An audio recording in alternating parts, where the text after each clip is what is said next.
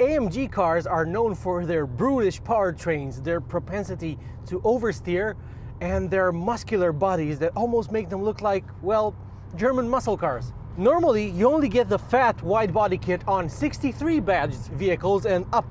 But with the introduction of the CLE, Mercedes has put a wide-body kit, a 63 style wide-body kit, on a car it badges a 53. And the CLE looks absolutely fantastic with this body kit. Seeing it like this, I don't really like the regular narrow-body CLE anymore. Even though I used to think it's a looker, now all I want is this wide, aggressive-looking car, the AMG model. It's one of the best-looking coupes I've seen in years.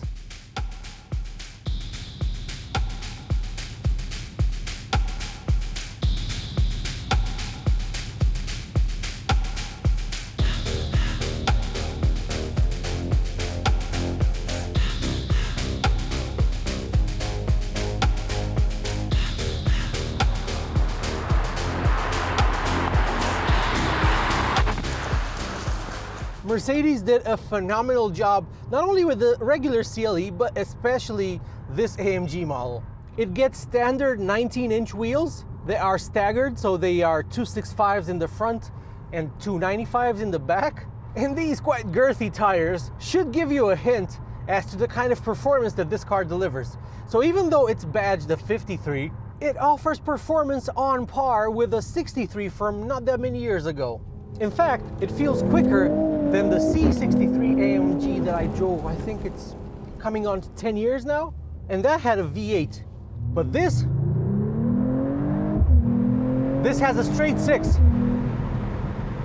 That is, of course, turbocharged, but it's also being petroled by AMG, and they have added an electric supercharger to give a bit of extra oomph, but also to improve responsiveness and just the muscular feel of this engine. And let me tell you, when the torque hits, it hits hard in this car.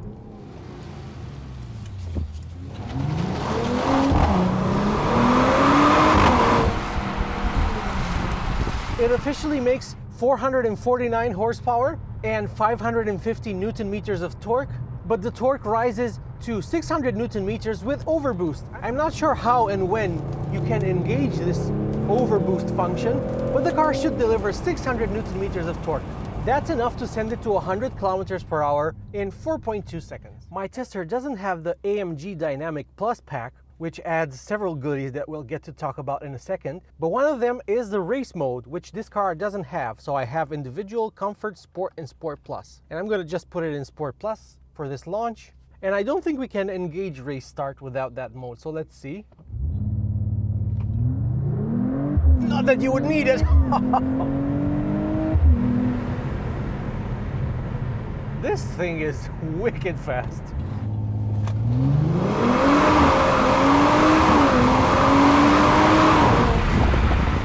So the CLE is Mercedes' answer to the C-Class and E-Class coupes, both of which have been discontinued. It's meant as a more of a C-Class coupe replacement, but in terms of its size, it's about as big as the previous E-Class coupe. This means it's slightly roomier than the C-Class coupe inside, and you can kind of almost just about barely carry adults in the back. I don't fit behind myself, but maybe a driver and a passenger behind them, both of whom are 170-ish centimeters tall, I guess you could fit them. But with 6-footers, I think only 3 of them would fit, and maybe some bags behind the driver. Wow, this really shifts. So the last car I drove around these very roads was the BMW M440i, which is this car's direct rival, even though it's a bit of a bigger car and it's around, well, it's almost 200 kilograms heavier. This weighs, as tested, 1,925 kilograms. So with me on board, it's over 2 tons. Just like the BMW, it gets all-wheel drive as standard. It actually gets the 4MATIC Plus system, which theoretically means you can send all of the power to the rear by disconnecting the front axle. But I think you need race and drift modes for that. And again, I don't have them because I don't have the AMG Dynamic Plus pack. If you get that pack and disable all of the nannies, you can do a proper AMG style burnout in this car. which sadly I cannot. I would have loved to show you. You don't really feel this car is all-wheel drive. The steering is really positive and very sharp, and it's very well judged.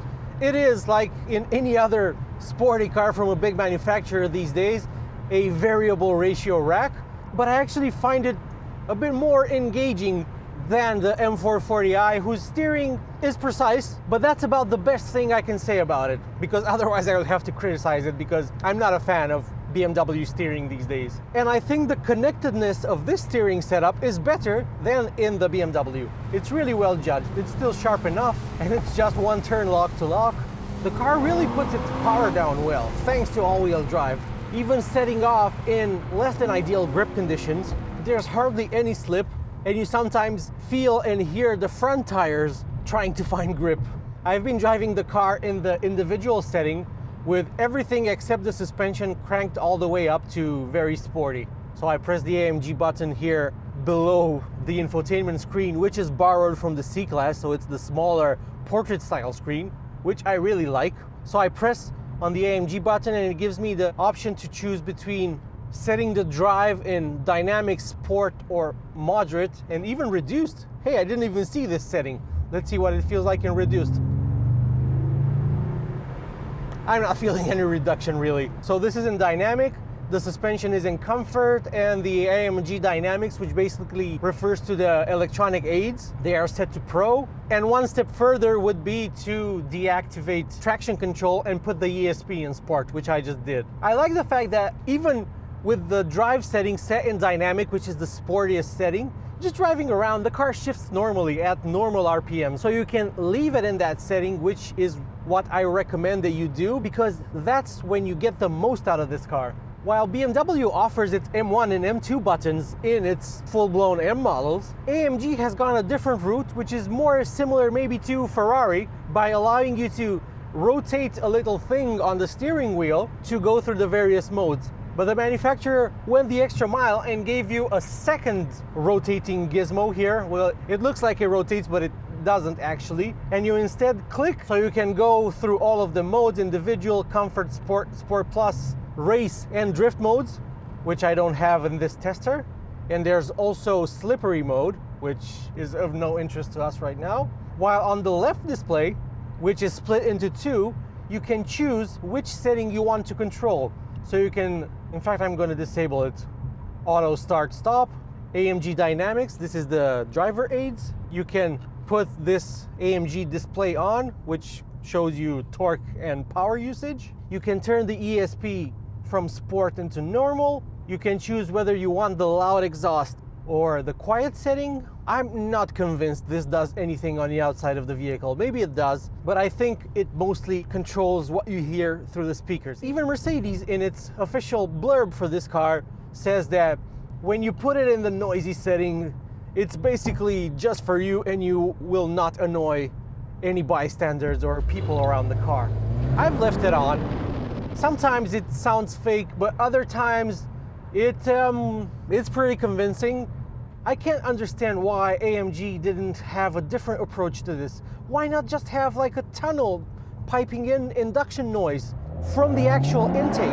Like, what was wrong with that? Because this just sounds fake sometimes, and it actually detracts from the experience. And I mean, this engine sounds really, really good. It's a turbocharged 3-liter straight six, a proper configuration for a sporty coupe. But I will say it doesn't sound quite as good as the B58, especially the updated one that you now only get in the new X3, the M50. That sounds wicked. And while that too has some piped in noise, it's more subtly done, and the engine itself is louder and more enjoyable. But this comes a close second. And I think it probably sounds better than the S58 engine that BMW puts in its actual M cars, which sounds a bit rough sometimes. This sounds really smooth and caramelly. From the steering wheel, you can also choose if you want automatic or manual gear shifts. And while if you just take control of the gears while in automatic mode and you play with the paddles, the car does say it's in M mode, but if you reach the red line, it will still shift up for you. As you can see. While if you select manual, from this dedicated control on the steering wheel, it doesn't. The weird thing about that though is it really bogs down when you reach the red line, although there is a hint of a hard limiter. So it sounds like it's bouncing off the limiter. I'll demonstrate it on the next straight here. And when you shift, now it picks up. It's kind of a weird thing. I would imagine that in a car with an electric supercharger helping to build boost, it should feel more responsive. So I'm not sure what's up with that. And the engine sometimes just feels like it's sending its power to the rear wheels through rubber bands, for lack of a better analogy. There's just not as direct a feel as I would like. This may be improved if you go for the AMG Dynamic Pack, which also adds active engine mounts, which should make a big difference to how direct the power delivery feels. If you don't reach the red line and shift a bit early, as you should, then the surge of acceleration is almost continuous and seamless.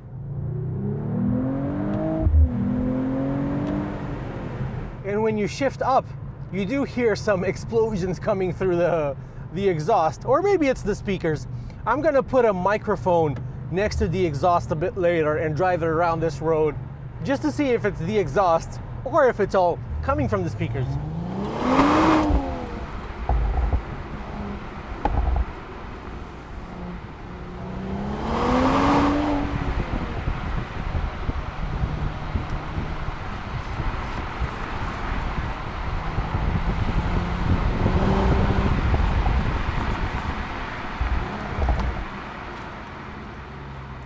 The response you feel when shifting gears manually via the pedals is okay. There is a hint of lag. And if you miss your shift, it will bog down like it did there.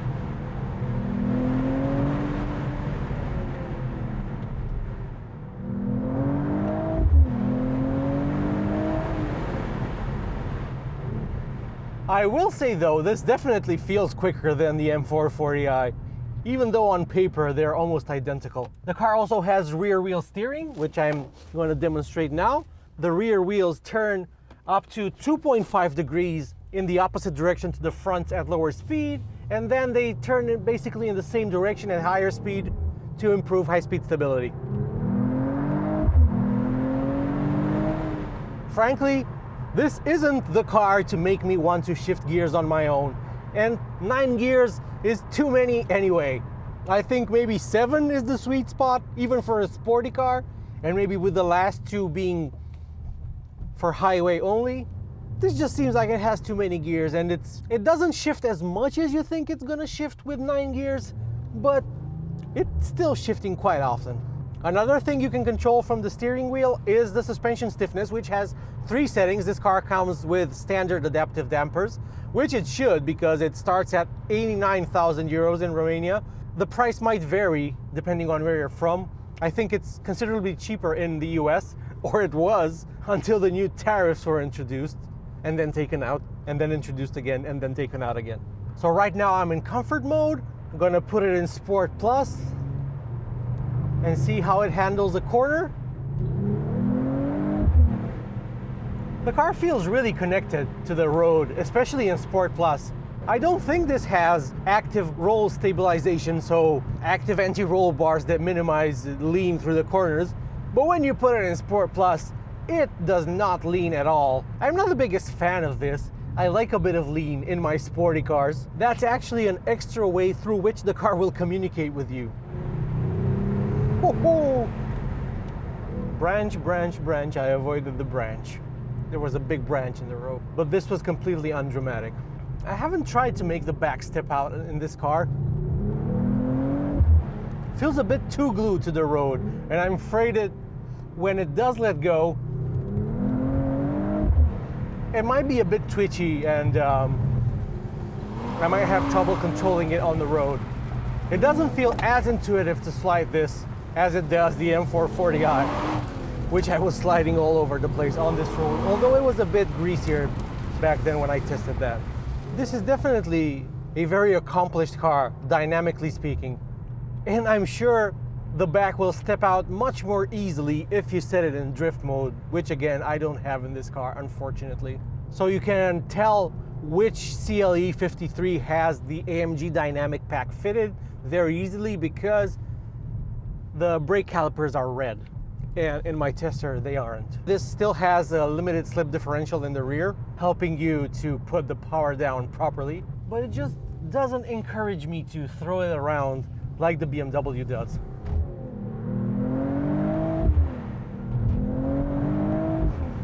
Nothing, it just sticks. Yeah, I'm not even gonna try. I think I have to push it a bit past my own limit on this rather narrow road. I'm sure it can do it. I just don't have the balls to demonstrate it.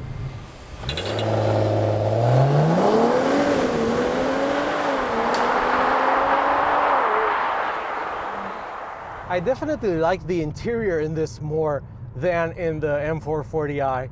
Both feel very well screwed together and most materials are nice, and both have nasty scratchy plastic on the lower part of the door cards as well as on the transmission tunnel. This just feels cheap and nasty, not suited for a Mercedes in my opinion.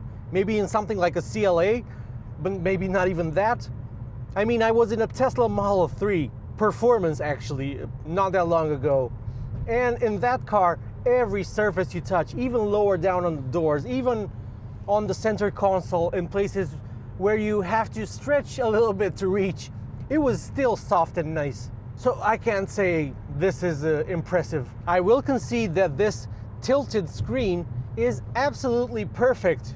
I love it. Not necessarily the software, which is, it works fairly well, but there's some inconsistency between the looks of the various screens. Like for instance, when you tap the home button, you get these Android style icons here, including one for Apple CarPlay, and they look very different from the rest of the infotainment. I also don't like the stalks. This one for the indicator and wipers on the left and the right one for the transmission. They look and feel really cheap. Not a big fan of those. And on the topic of negatives on the interior, I also don't like the standard seats. Driving the car spiritedly around these bends, I find myself grabbing onto the steering wheel because the seat itself doesn't really have any lateral support.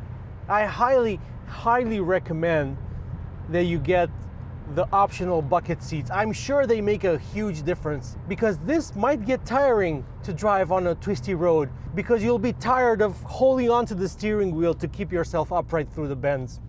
This interior is fantastically well assembled, and I appreciate that even when you close the doors, which like on any self-respecting coupe are of the frameless variety, the mechanism for the electric window doesn't rattle around in there and it doesn't sound cheap. It feels really well built. The ambient lighting is very extensive and very sexy. I really like it. It allows you to pick any color you want. You just swipe your finger across the spectrum and stop when you see a hue that you fancy. It feels really special to be inside this car. The steering wheel, I think you can get it with normal leather or full Alcantara-esque microfiber covering. My tester has a part leather and part microfiber setup, which I actually don't mind. I like it. Maybe I would have preferred it to be completely covered in fake suede. And I think that comes part of the AMG Dynamic pack as well. All in all, definitely a pack that you should specify if you're serious about driving this car quickly. The car gets unique bumpers to go with the wider fenders, which are wider both in the front and in the rear. And they give this car such an aggressive stance and it looks so good. The hood is also different for the engine.